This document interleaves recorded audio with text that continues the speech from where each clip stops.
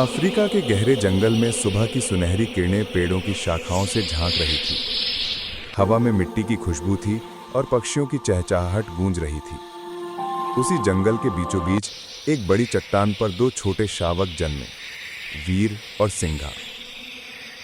उनकी माँ रानी शाह जंगल के सबसे ताकतवर शेर थी। वो हमेशा कहती थी, एक दिन तुम दोनों इस जंगल के राजा बनोगे, लेकिन याद रखना, असली राजा वो नहीं जो डराता है, बल्कि वो जो सबकी रक्षा करता है। वीर शांत और सोचने वाला था, जबकि सिंघा तेज, जोशीला और थोड़ी शरारती फितरत का। जब भी वे खेलते, सिंघा वीर को चढ़ाता, तू इतना सोचता क्यों है? जंगल में सिर्फ ताकत चलती है।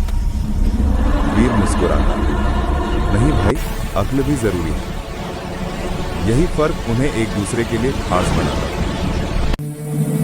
बचपन की मस्ती।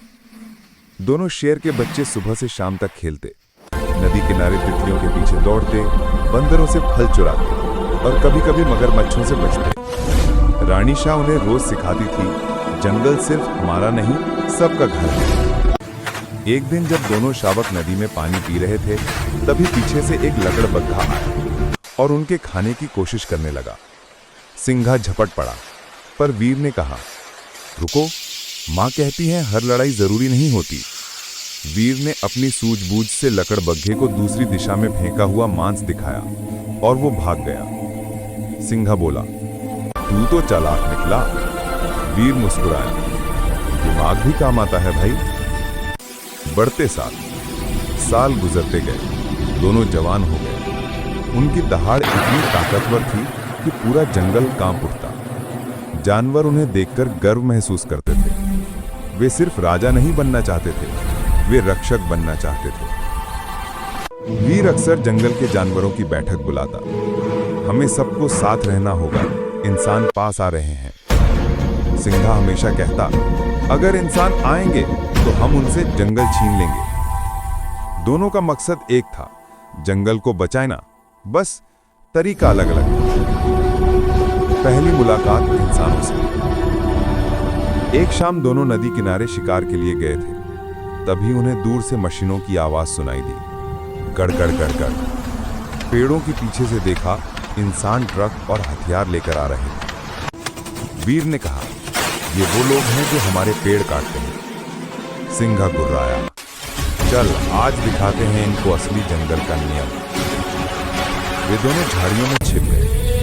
जब एक इंसान कैमरा लेकर पास आया, सिंघा उस पर टूट पड़ा। हाहाकार मच गया, गोलियां चली। वीर ने उसे पीछे खींच लिया, नहीं, गोली चलेगी तो सब मारे जाएंगे। पर तब तक एक गोली चली और पास के पेड़ को छेद गई। दोनों भागे और पहली बार इंसानों से सीधा टकराव हुआ। मां की आखिरी चीख। जब वे लौटे, रानी शाह ने कहा, तुम दोनों बहादुर हो, लेकिन याद रखना, इंसान के पास दिमाग है और यही उसे खतरनाक बनाता है। सिर्फ ताकत से नहीं, समझ से भी लड़ना होगा। उस रात रानी शाह ने दोनों बेटों से कहा, अगर कभी बिछड़ जाओ तो याद रखना, जंगल को बचाने का वादा तुम्हारा कर्ज है। अगले ही दिन इंसानों ने जंगल के हिस्से में आग लगा दी। रानी शाह ने अपने बच्चों को गुफा से बाहर निकाला, भागो, जंगल को बचाओ। वीर और सिंघा भागते गए, लेकिन पीछे मुड़कर देखा, आग ने रानी शाह को घेर लिया।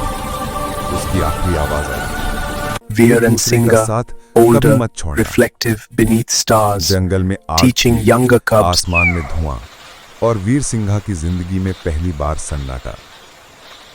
दो राहें। आग के बाद जंगल का बहुत हिस्सा जल गया, कई जानवर मारे गए। वीर ने कहा, हमें बाकी जानवरों को बचाना है। सिंघा बोला, पहले इंसानों से बदला लेना है। दोनों के रास्ते अलग अलग हो गए। वीर ने जंगल के उत्तर हिस्से